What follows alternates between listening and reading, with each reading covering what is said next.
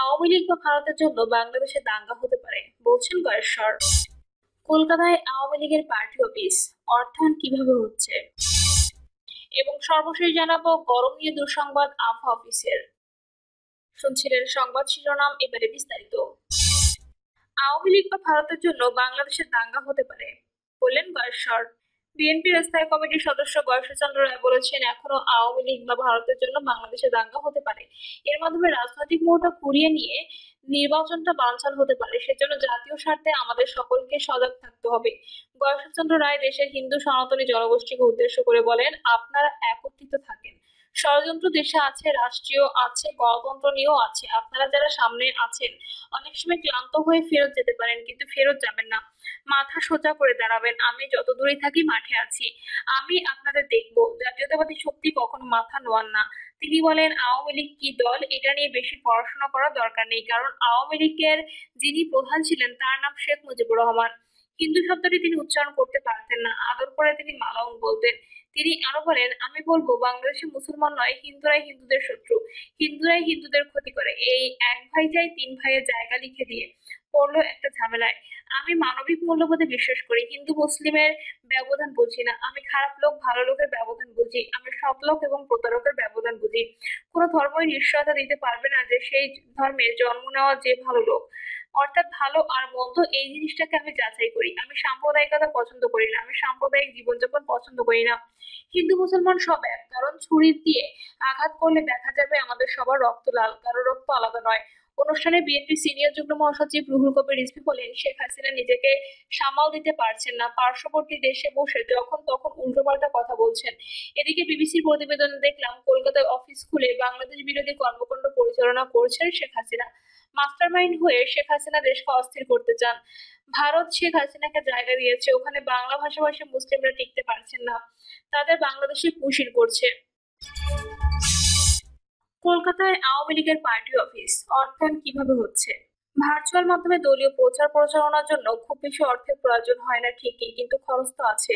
আবার যে নেতাকর্মীরা ভারতে অবস্থান করছেন তাদের ব্যক্তিগত খরচও চালাতে হয়। কিভাবে সেসবের জন্য অর্থের সংস্থান হচ্ছে। আওয়ামী লীগের একাধিক নেতা বলেন, দেশে বিদেশে থাকা শুভাকাঙ্ক্ষীরাই তাদের খরচ চালাচ্ছেন। দলটির সাধারণ সম্পাদক ওবায়দুল কাদের বলেন, সাংগঠনিকভাবে আগস্টের পরে যে বিপর্যয় নেমে এসেছে সেই অন্ধকার অতিক্রম করা কঠিন কাজ। যে নেতাকর্মীরা দেশে বা বিদেশে আছেন তারাই এই দুঃসময়ে এগিয়ে আসছেন, অর্থ সাহায্য করছেন। কতদিন থাকবেন তারা দেশ ছেড়ে। ওবায়দুল কাদের বলেন, দিনক্ষণ ঠিক করে ওভাবে তো রাজনৈতিক লড়াই হয় না, আবার লড়াই ছাড়া উপায়ও নেই। বিবিসির প্রতিবেদন, ওবায়দুল কাদের জানালেন, আওয়ামী লীগকে অর্থ দিচ্ছে কারা। ভারতের কলকাতায় লাগোয়া এক ব্যস্ত উপনগরীতে একটি বাণিজ্যিক ভবনের অষ্টম তলায় এখন নিয়মিত যাতায়াত করছেন বাংলাদেশের ক্ষমতাচ্যুত আওয়ামী লীগের শীর্ষ ও মধ্যম পর্যায়ের নেতা। এই ভবনের একটি ছোট অফিস ঘরকে ঘিরে এখন চালানো হচ্ছে দলের অঘোষিত পার্টি অফিস। বিবিসির অনুসন্ধানের প্রতিবেদন উঠে এসেছে এই পার্টি অফিসের চেহারা, যেখানে চলমান রাজনৈতিক তৎপরতা এবং ভারতে অবস্থানরত নেতাদের অর্থায়নের উৎস। 2024 সালের 5ই আগস্ট শেখ হাসিনা দেশ ত্যাগের পর থেকে আওয়ামী লীগের একটি বড় অংশ ভারত অবস্থান করেছে। প্রথম দিকে তারা বিভিন্ন নেতার বাসায় ছোট পরিসরে বৈঠক করতেন, পরে প্রয়োজন দেখা দেয় একটি নির্দিষ্ট স্থানে। সেই সূত্রেই তৈরি হয় এই বাণিজ্যিক অফিস ঘরটি, যেখানে এখন 30 থেকে 35 জন নেতা গাদাগাদি করে বৈঠক করেন। বড় পরিসরে সভা হয় ভাড়া করা রেস্তোরাঁ বা ব্যাংকোয়েটের হলে। তবে এই অফিসের কোনো বাহ্যিক পরিচয় নেই, না কোনো সাইনবোর্ড, না শেখ হাসিনা বা বঙ্গবন্ধুর ছবি, সবাই রাখা হয়েছে গোপনে। এক নেতা জানান, আমরা চাইনি ঘরটি পরিচিত বাইরে প্রকাশ পাক, এটি কেবল আমাদের নিজেদের মধ্যে সীমাবদ্ধ রাখতে চেয়েছি। এই অফিসে নিয়মিত যাতায়াত করেন ভারতে অবস্থানরত আওয়ামী লীগ, যুবলীগ, ছাত্রলীগ ও অন্যান্য সহযোগী সংগঠনের নেতারা।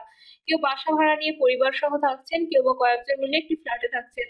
বিবিসি তথ্য মতে অন্তত 80 জন সাবেক ও বর্তমান সংসদ সদস্য এবং প্রায় 200 জন নেতা এখন কলকাতা ও তার আশপাশে বসবাস করছেন। এই দীর্ঘমেয়াদী প্রবাস জীবনে রাজনৈতিক তৎপরতা অব্যাহত রাখার জন্য অর্থের প্রয়োজনীয়তা অনিবার্য। এই অর্থ আসে কোথা থেকে, সেই প্রশ্নের জবাব দিয়েছেন আওয়ামী লীগের সাধারণ সম্পাদক ওবায়দুল কাদের। বিবিসিকে দেওয়া সাক্ষাৎকারে তিনি বলেন, আগস্টের পর যে অন্ধকার নেমেছে তা অতিক্রম করা হয়নি। এই সময় দেশ বিদেশে থাকা নেতাকর্মীরা সাহায্য করছেন, কর্মীরা কষ্ট করছেন, তবে মনোবলই মূল শক্তি। দলের অন্যান্য নেতারাও জানান, অনেক ক্ষেত্রে পরিবারের সদস্যরা ব্যক্তিগত খরচের টাকা পাঠাচ্ছেন, কেউ কেউ নিজেদের সঞ্চয়ের উপর নির্ভর করছেন। সাবেক এমপি পঙ্কজ দেবনাথ বলেন, আমাদের জীবনযাত্রায় পরিবর্তন আনতে হয়েছে। ঢাকায় গাড়ি ছাড়া চলা যেত না, এখন গণপরিবহনে চলি। আমি একটি ফ্ল্যাটে ৩ জনের সঙ্গে থাকি, বাস, ট্রেন, মেট্রো, এমনকি সহকর্মীর বাইকেও চড়ি। কখনো কয়েকজন মিলে ট্যাক্সি নিয়ে ভাগাভাগি করে ভাড়া দিই।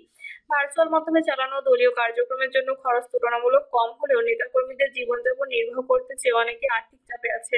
তবু রাজনৈতিক সংগ্রাম চালিয়ে যাওয়ার বিষয়ে তারা সংকল্পবদ্ধ বলেই জানান। এদিকে এই দলীয় কার্যক্রম কতদিন চলবে এবং কবে তারা দেশে ফিরবেন সে বিষয়ে কেউ নিশ্চিত করে কিছু বলেননি। ওবায়দুল কাদের বলেন, দিনক্ষণ ঠিক করে রাজনৈতিক লড়াই হয় না, আবার লড়াই ছাড়া উপায়ও নেই। গরম নিয়ে দুঃসংবাদ আবহাওয়া অফিসের। আবহাওয়া অফিস জানিয়েছে, মৌসুমী বায়ুর প্রভাবে সারা দেশে টানা বৃষ্টি হচ্ছে। আগামীকাল শনিবার থেকে বৃষ্টির প্রবণতা অনেকটা কমতে পারে, ফলে শনিবার থেকে ভ্যাপসা গরম বাড়বে। প্রতিষ্ঠানটি আরো বলেছে, রাজধানীতে আগামী ৩ থেকে ৪ দিন বৃষ্টির সম্ভাবনা কম।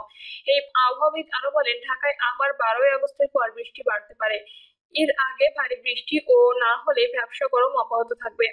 আবহাওয়া অফিস জানিয়েছে, শুক্রবার সন্ধ্যা থেকে পরবর্তী ২৪ ঘন্টায় রংপুর, ময়মনসিংহ, সিলেট বিভাগের অনেক জায়গায় এবং রাজশাহী, ঢাকা, খুলনা, বরিশাল ও চট্টগ্রাম বিভাগের কিছু কিছু জায়গায় অস্থায়ীভাবে দমকা হাওয়া সহ হালকা থেকে মাঝারি ধরনের বৃষ্টি অথবা বজ্রসহ বৃষ্টি হতে পারে।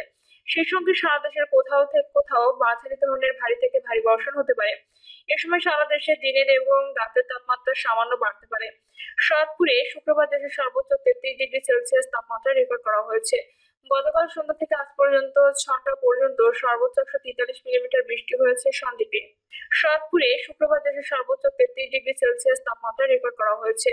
গতকাল সন্ধ্যা থেকে আজ পর্যন্ত ৬টা পর্যন্ত সর্বোচ্চ ১৪৩ মিলিমিটার বৃষ্টি হয়েছে সন্দ্বীপে। বাংলাদেশকে কল্যাণ রাষ্ট্র হিসেবে গড়ে তোলার প্রত্যয় তারেক রহমানের। আসন্ন নির্বাচনের মধ্য দিয়ে জনগণের রায়ে বাংলাদেশকে একটি গণতান্ত্রিক কল্যাণ রাষ্ট্র হিসেবে গড়ে তোলার প্রত্যয় ব্যক্ত করেছে বিএনপির ভারপ্রাপ্ত চেয়ারম্যান তারেক রহমান। তারেক রহমান বলেন, দীর্ঘ আন্দোলন সংগ্রামের ধারাবাহিকতায় জুলাইয়ের ছাত্র জনতার অভ্যুত্থানে ফ্যাসিবাদের পতন হয়েছে। আসছে নির্বাচনের মধ্য দিয়ে জনগণের রায়ে বাংলাদেশের গণতান্ত্রিক একটি কল্যাণ রাষ্ট্র হিসেবে গড়ে তুলতে হবে। মত বিনিময়ে উপস্থিত ছিলেন বিএনপির মহাসচিব মির্জা ফখরুল ইসলাম আলমগীর, স্থায়ী কমিটির সদস্য ইসলাম খান সহ আর অনেকে। নির্বাচন সিস্টেমের ওপর মানুষের আস্থা নষ্ট হয়ে গেছে, বলছেন সিইসি। প্রধান নির্বাচন কমিশনার এএমএম নাসিরউদ্দিন বলেছেন, নির্বাচন সিস্টেমের উপর মানুষের আস্থা নষ্ট হয়ে গেছে। মানুষকে কেন্দ্রে নিয়ে আসা একটা বড় চ্যালেঞ্জ। নাসিরউদ্দিন বলেন, আগামী নির্বাচনে আইন শৃঙ্খলা একটা বড় চ্যালেঞ্জ। নির্বাচনের সময় ঘনিয়ে এলে এই অবস্থার উন্নতি হবে। তিনি বলেন, গত নির্বাচনে যেসব প্রিজাইডিং অফিসার সমস্যা তৈরি করেছেন তাদের বিরুদ্ধে নির্বাচন কমিশন ব্যবস্থা নেবে। সিইসি বলেন, আগামী নির্বাচনে নির্বাচন কমিশন কারো পক্ষে বা বিপক্ষে কাজ করবে না, ১৮ কোটি মানুষের হয়ে কাজ করবে। ত্রয়োদশ জাতীয় নির্বাচন স্বচ্ছ ও সুন্দর করার জন্য নির্বাচন চেষ্টা করা হচ্ছে। কাদের বিরোধীদের কাউন্সিল আজ আবার ভাঙছে চাপা। জাতীয় পার্টির নেতৃত্ব নিয়ে বিরোধ আদালতে গড়ানোর পর দলটি ষষ্ঠবারের মতো ভাঙতে যাচ্ছে। দলটির চেয়ারম্যান জিএম কাদেরের বিরোধিতা আজ জাপান নামে কাউন্সিল করতে যাচ্ছে। যদিও জিএম কাদের নিযুক্ত মহাসচিব ব্যারিস্টার শামীম হায়দার পাটোয়ারি এই কাউন্সিলকে অবৈধ আখ্যা দিয়েছেন। ৪ নির্বাচনে